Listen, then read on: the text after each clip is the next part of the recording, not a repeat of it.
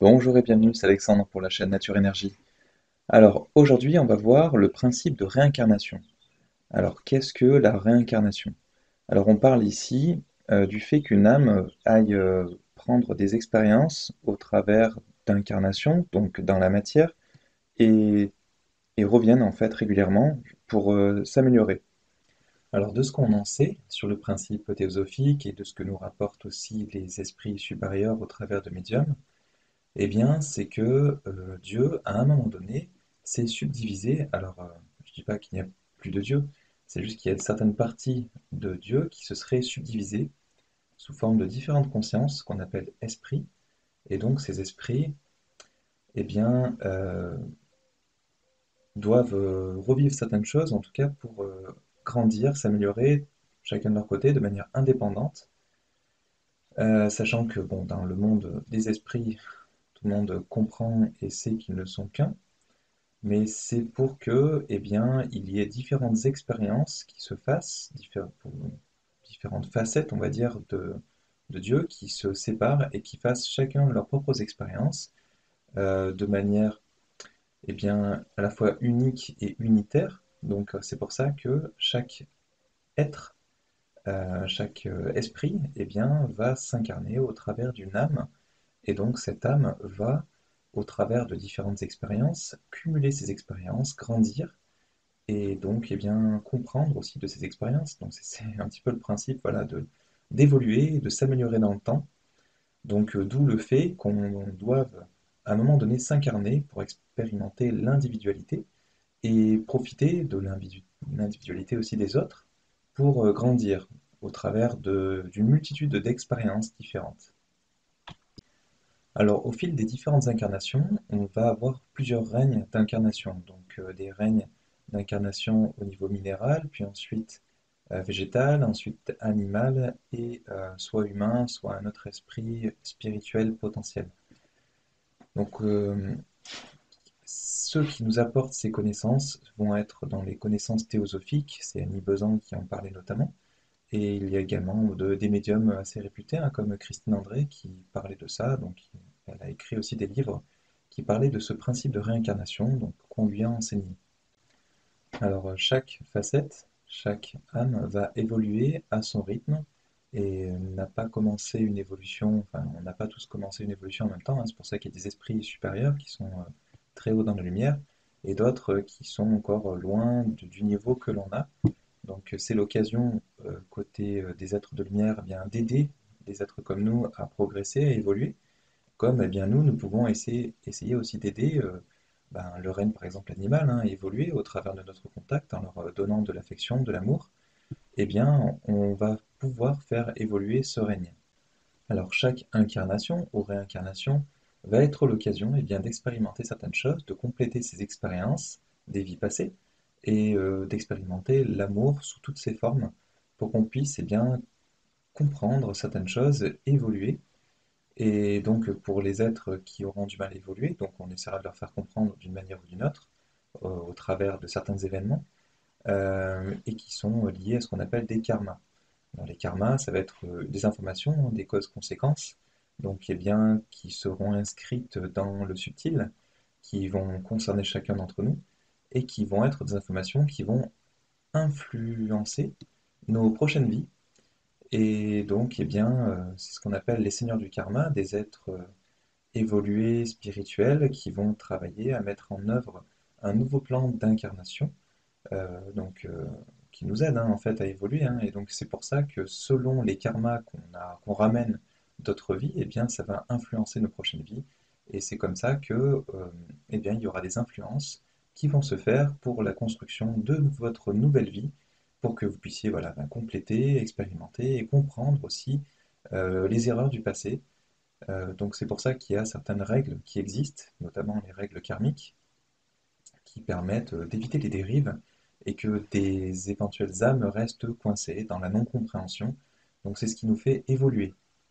Alors au travers des différentes réincarnations, on va se libérer donc entre chaque vie, entre chaque incarnation, eh bien, de notre corps physique, de notre corps astral et puis aussi de notre corps mental inférieur. Donc c'est pour ceci que certaines âmes qui se réincarnerait un peu trop vite aurait pas tout à fait le corps mental inférieur qui serait détruit. Donc c'est pour ça qu'on va pouvoir retrouver éventuellement certaines informations de notre vie antérieure. Alors pour certains êtres, hein, c'est assez rare. Mais c'est pour ça qu'il y a ce qu'on appelle le vol de l'oubli et qui nous fait en fait aussi progresser sans être influencé par nos vies antérieures et donc qui se situe entre le mental supérieur et le mental inférieur. Donc c'est pour ça que voilà, on peut trouver sur certaines expériences, sur certains récits, certains enfants qui se souvenaient de leur vie antérieure. Donc c'est tout simplement qu'ils se sont réincarnés assez rapidement. Donc s'ils se réincarnent dans les 20, 30, 40 ans, eh bien il se peut qu'effectivement ils récupèrent certains souvenirs de vie passée. Euh, Ce qu'on nous explique là-haut, c'est que souvent les êtres s'attendent entre eux. Donc, eh bien, quand un être va décéder, il attendra environ une centaine d'années avant de se réincarner, histoire de pouvoir retrouver tout ce qu'il a pu côtoyer lorsqu'il était incarné. Alors, à chaque incarnation, eh bien, on va incarner de plus en plus, et on va partir de très bas, hein, eh bien, des vibrations d'amour pour arriver jusqu'à un certain stade où on arrive à incarner de l'amour inconditionnel. Euh, Autre chose aussi, c'est il n'y a pas d'hérédité au niveau de la transmission de ce type de, de vibration. C'est pas parce que vos parents seront vibratoirement hauts que vous allez l'être et inversement. Ça dépend ce que vous avez à vivre et vous allez potentiellement aussi apporter quelque chose aux autres, hein. C'est pas uniquement nous où on cherche à évoluer, on fait également évoluer d'autres êtres que l'on aime beaucoup en fait quand on est qu'on connaît très bien là-haut, mais en fait on décide de jouer certains rôles, un petit peu comme dans un théâtre, lorsqu'on est sur Terre et sur le plan physique, pour faire évoluer nous-mêmes, hein, mais aussi d'autres êtres qui nous sont très chers, et lorsqu'ils seront assez évolués, ils nous feront évoluer nous aussi. Enfin, voilà, on s'aide en aidant les autres. Alors dans les premières incarnations, on va retrouver tout ce qui est minéral. Donc on va avoir des groupes d'âmes qui vont être très proches du niveau vibratoire du plan physique et qui vont expérimenter dans la matière, donc sur des durées de vie qui sont très longues, parce que voilà, une vie, en tout cas une énergie peut entrer dans un minéral pendant longtemps, et donc ben, au fil des incarnations, alors je maîtrise peu le sujet hein, par rapport à tout ce qui est minéral, je ne sais pas comment est-ce qu'on peut ben, les faire remonter quelque part, les tuer, en tout cas enlever une énergie d'un minéral. Alors sûrement en fragmentant la roche ou ce genre de choses. Et du coup, au fil des incarnations, on va avoir eh bien, l'être qui remonte, qui va apporter au groupe d'âmes eh bien, son expérience pour faire évoluer le groupe en entier. Donc c'est ce qui va se passer au fil des incarnations et qui va se répercuter. Donc au fil des incarnations, à un moment donné, on va avoir une des âmes du groupe d'âmes qui va être un peu plus plastique, c'est-à-dire un peu plus malléable, un peu plus dans des vibrations un petit peu plus hautes, et qui va influer sur le groupe.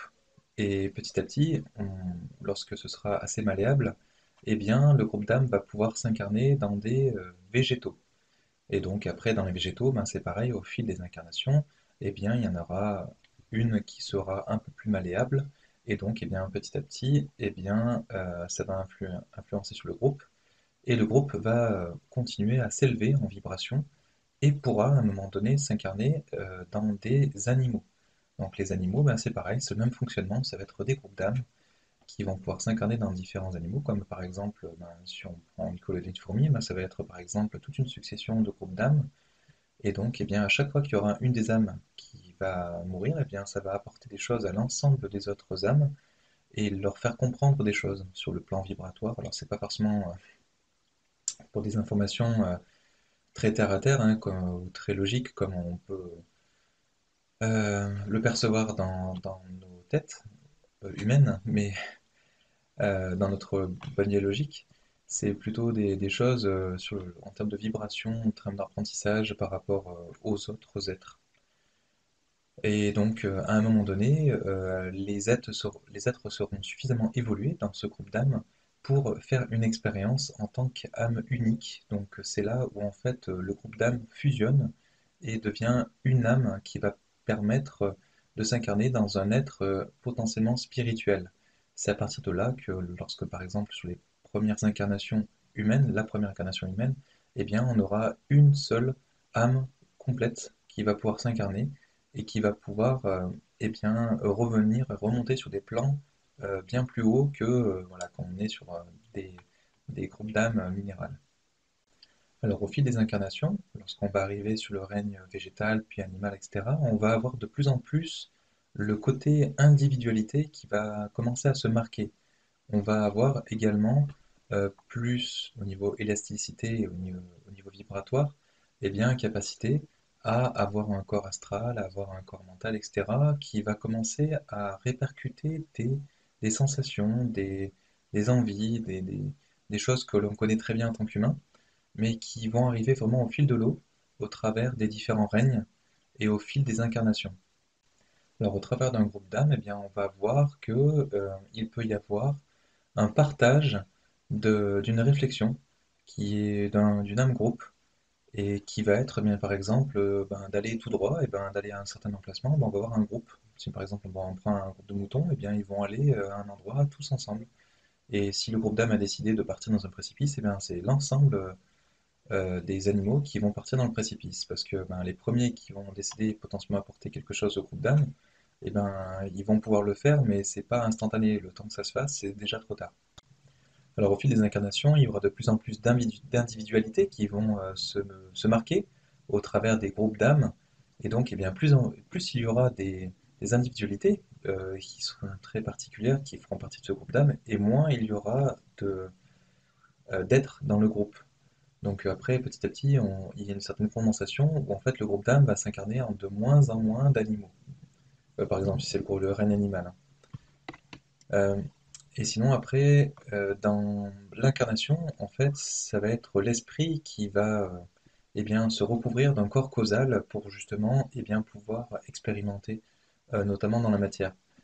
Donc c'est pour ça que on se retrouve en tant qu'incarné comme un petit peu dans un millefeuille, dans plusieurs couches d'oignons, où en fait on a le corps causal et puis après on a toute une succession d'autres corps qui nous permettent eh bien, de vibrer certaines choses et puis petit à petit ben, de monter un peu en vibration au fil des incarnations, au fil de nos apprentissages, pour ben, vraiment incarner de plus en plus ce que l'on est réellement, et donc au niveau esprit notamment, et notamment et ben, voilà, être dans l'amour inconditionnel, etc., dans ce genre d'amour et de vibration, pour pouvoir ensuite, eh bien, à un moment donné, recomprendre qui on est, et stopper ce cycle d'incarnation lorsqu'on aura suffisamment compris et expérimenté pour s'affranchir de tout ce qui est réincarnation. Alors, on a eu des pères spirituels qui sont venus au fil des siècles dans notre humanité pour nous apporter des choses, pour nous apprendre, des êtres qui ont évolué eux-mêmes dans d'autres mondes et qui étaient capables à un moment donné d'être suffisamment lumineux et connectés pour nous apprendre pas mal de choses. Donc, on les appelle les messies, on les appelle voilà, des grands pères spirituels. Euh, alors aujourd'hui, j'ai pas eu connaissance qu'il y en ait, et ça fait un petit moment qu'il n'y en a pas eu. Alors je dis pas qu'il n'y a pas d'êtres spirituels, hein.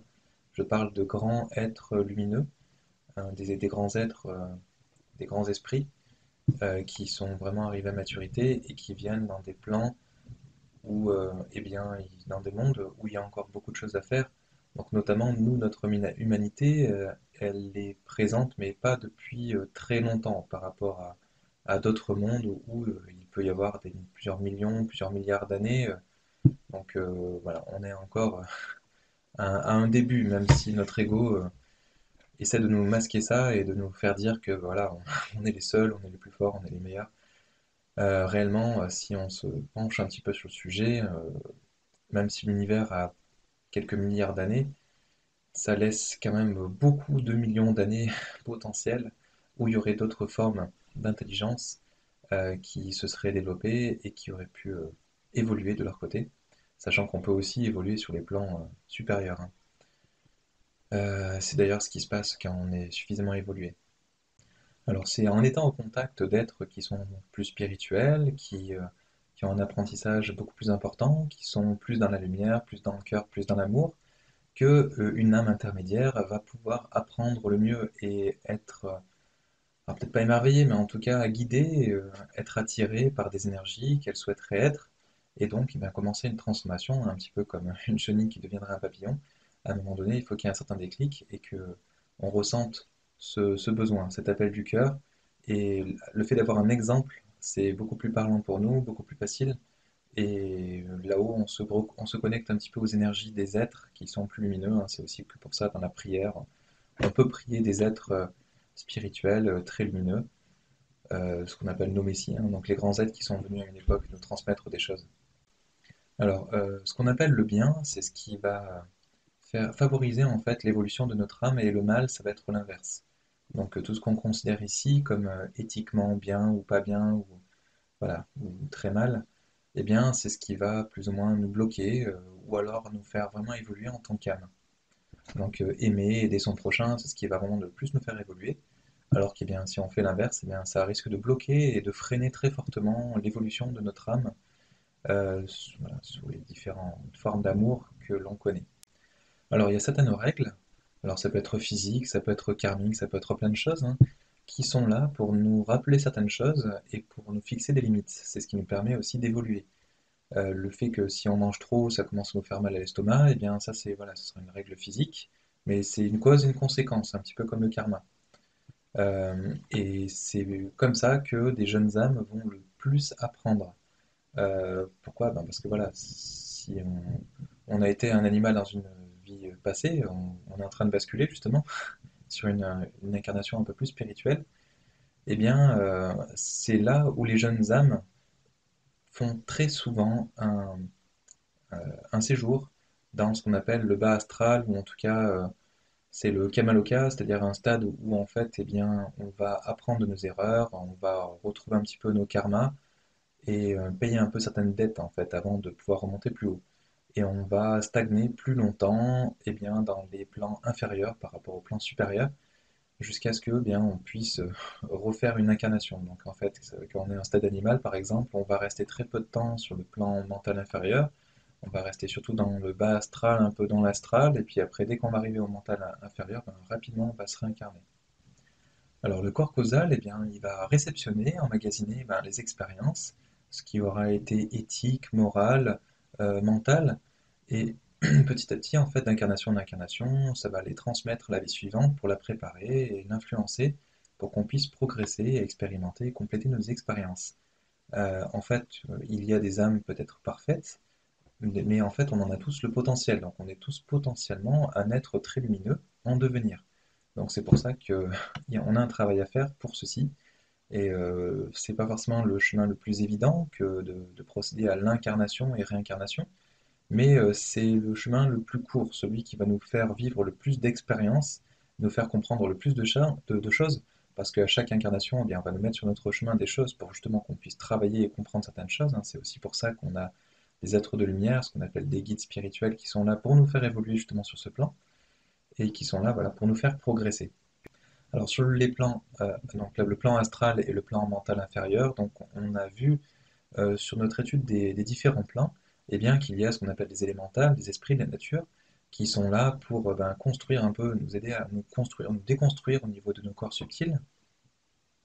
Et donc, à un moment donné, ils vont être influencés par ce qu'on appelle les seigneurs du karma, qui sont de grands êtres de lumière, et qui sont là en fait pour veiller à ce qu'il y ait des causes-conséquences à ce qu'on a fait, pour qu'on puisse continuer à apprendre, à comprendre. Et donc, eh bien, ils vont influencer fortement ces esprits des natures, qui sont les élémentales, pour construire, ben, lorsqu'on va vouloir se réincarner, justement, des enveloppes énergétiques qui vont correspondre, et physique, ça va influencer aussi un peu, qui vont correspondre à ce que l'on a été, ce que l'on est censé vivre pour comprendre certaines choses. Alors, lors d'un début d'incarnation, jusqu'à peu près nos 7 ans pour un humain, eh bien, on va avoir justement une corrélation à faire, une synchronisation entre nos différents corps subtils. entre nos différents corps subtils, eh bien, pour qu'ils puissent communiquer entre eux, que notre aura puisse vraiment synchroniser toutes les informations qui vont transiter entre nos différents corps subtils. Et donc, eh bien, c'est pour ça que euh, quand on est un peu dans un état un peu intermédiaire, en fait, hein, jusqu'à 7 ans, on est plus dans un monde de rêve. Euh, et par contre, c'est à partir de 7 ans qu'on va commencer à devenir plus rationnel, parce que tout sera bien synchronisé, et donc, eh bien, on sera moins dans l'astral et un peu plus dans le mental, justement. Tout sera synchronisé entre le physique, l'astral et le mental. Alors l'enfant, quand il est dans ses premières années, eh bien, vu qu'il ne sera pas encore pleinement synchronisé avec le plan mental, eh bien, n'aura pas encore les influences de, de son passé, en tout cas des expériences qu'on a pu faire dans nos vies passées. Donc, c'est pour ça qu'en fait, il va être très influençable par l'extérieur. Et, et donc, eh bien, il va privilégier aussi le moment présent, vu qu'il n'a pas encore capacité, et en tout cas pleinement capacité, à exploiter vraiment son passé pour vraiment aller de l'avant et programmer son avenir en fonction d'eux. Alors, en l'absence de morale ou d'intelligence, pour les premières incarnations, pour les jeunes âmes, elles ont tendance en fait à confondre pardon, le bien et l'agréable. C'est-à-dire que quelque chose qui est agréable sera pour lui le bien, alors que, eh bien, c'est pas forcément quelque chose qui va le faire progresser. Nous, ce qu'on entend par le bien, faire le bien, c'est quelque chose qui va faire évoluer notre âme.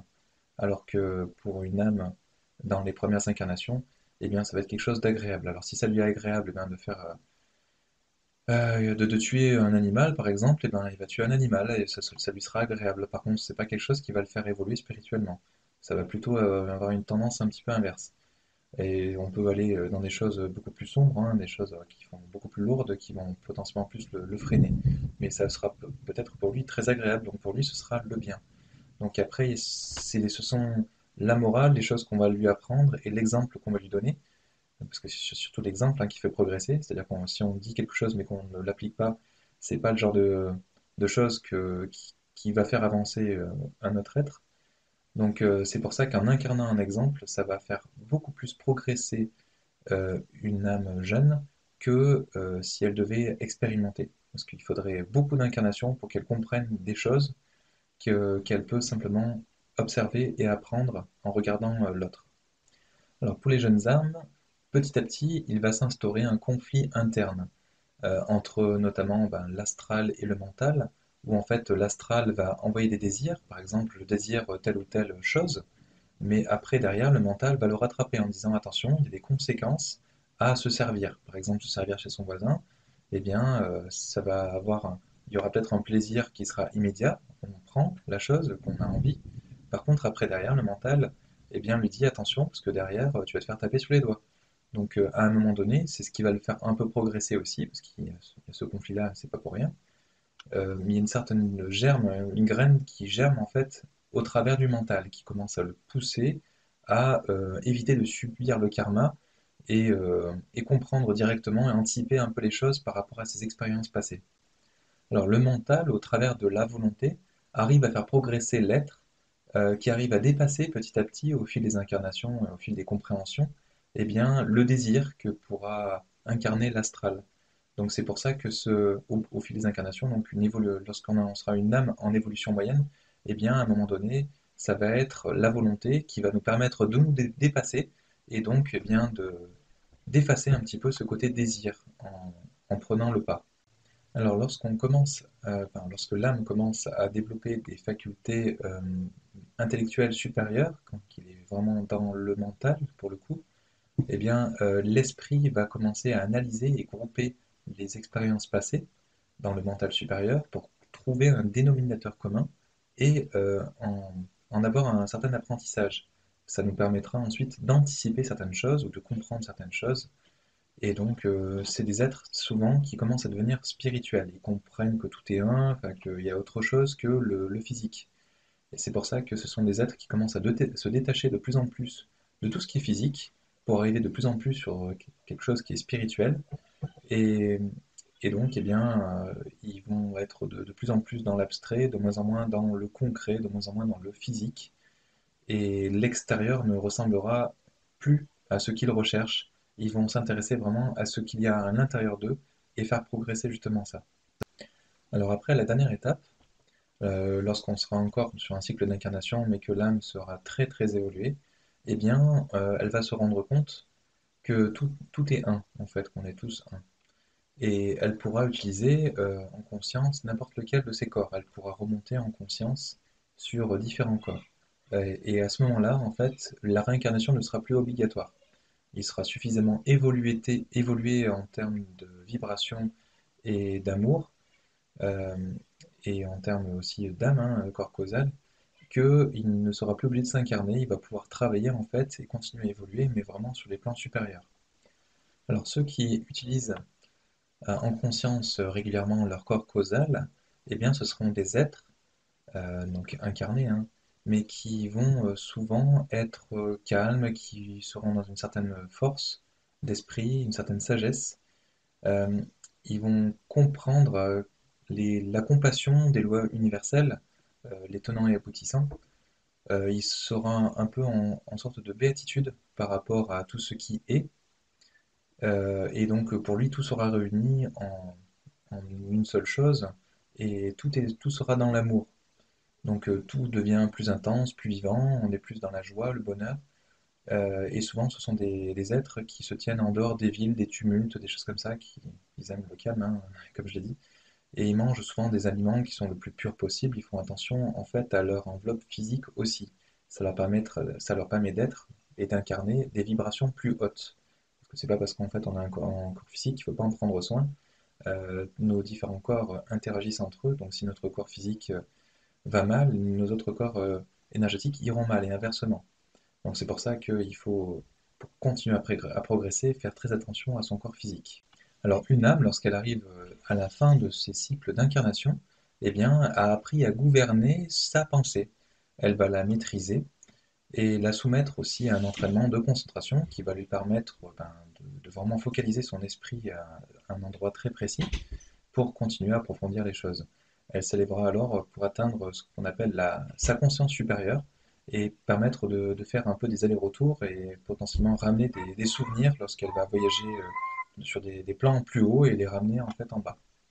Alors c'est à ce moment-là que quand il y a des personnes qui font des sorties astrales, eh bien elles vont pouvoir ramener des informations en conscience.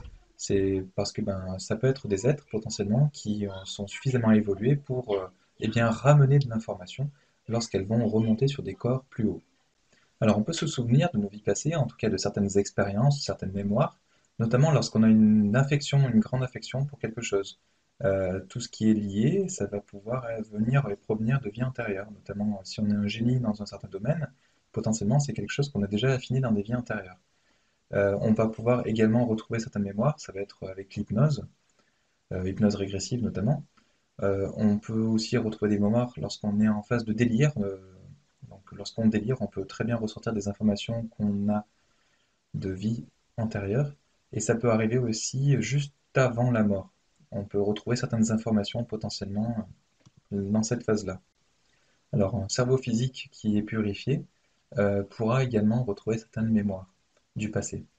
Un enfant qui sera réincarné un peu trop tôt, potentiellement pourra également avoir accès à des informations qui viendront de ses vies passées. Alors, les expériences passées vont alimenter petit à petit le corps mental supérieur et le faire évoluer. Et c'est à ce moment-là qu'on pourra, au travers d'une nouvelle incarnation, eh bien, avoir de nouvelles facultés. Parce qu'au travers de ces différentes expériences, au travers de cette évolution, ça nous permettra de développer de nouvelles facultés à penser, hein, ou à être, ou avoir des capacités dans nos nouvelles vies. Alors, c'est ce qu'on va retrouver aussi au travers de l'intuition. Donc l'intuition, ça va être en lien directement avec notre corps causal, où eh bien, on va avoir, par un appel du cœur très fort, un sentiment que la réponse se trouve là. Donc on ne sait pas pourquoi, c'est un résultat qui va nous venir très rapidement. Pourquoi? Parce qu'en fait, au niveau mental supérieur, il y a tout un tas d'informations. Lorsqu'on est une âme assez évoluée, on arrive à retrouver un petit peu les différentes origines de différentes expériences, à recouper les informations pour ensuite, eh bien, par rapport à nos expériences, en déduire que telle ou telle réponse convient à une certaine problématique. Pourquoi c'est aussi rapide? Parce que là, on s'adresse en fait au mental supérieur. Les choses sont très subtiles, sont très très très rapides. Et donc, eh bien, pour retrouver une information un petit peu comme dans un ordinateur quantique, là, ordinateur quantique, on est dans le physique. Mais sur un plan du mental supérieur, c'est tellement rapide que la réponse vient instantanément. Donc c'est pour ça qu'en fait, on a tout de suite un appel du cœur alors qu'on n'a pas encore terminé un raisonnement qui va nous faire choisir ça ou ça. On a déjà notre cœur qui nous dit, ben, j'ai envie d'aller là. Voilà, ben, cette vidéo se termine. J'espère vous avoir appris deux, trois choses. En tout cas, ben, merci d'écouter nos vidéos. Merci de les partager, de diffuser, hein, parce que ça permet aussi à d'autres personnes potentiellement bah, d'apprendre des choses et puis ben, potentiellement d'aider ou être aidé hein, par des énergéticiens voilà, comme nous, comme notre groupe, qui aidons bénévolement les gens. Donc ça évite voilà, qu'il y ait des personnes qui soient dans la détresse, qui soient seules, et de faire évoluer un petit peu les mentalités, les gens, pour aller vers le mieux. Et merci de nous laisser un pouce bleu hein, si vous appréciez ce contenu et de vous abonner si vous voulez être informé de nos prochaines vidéos. Merci, à bientôt.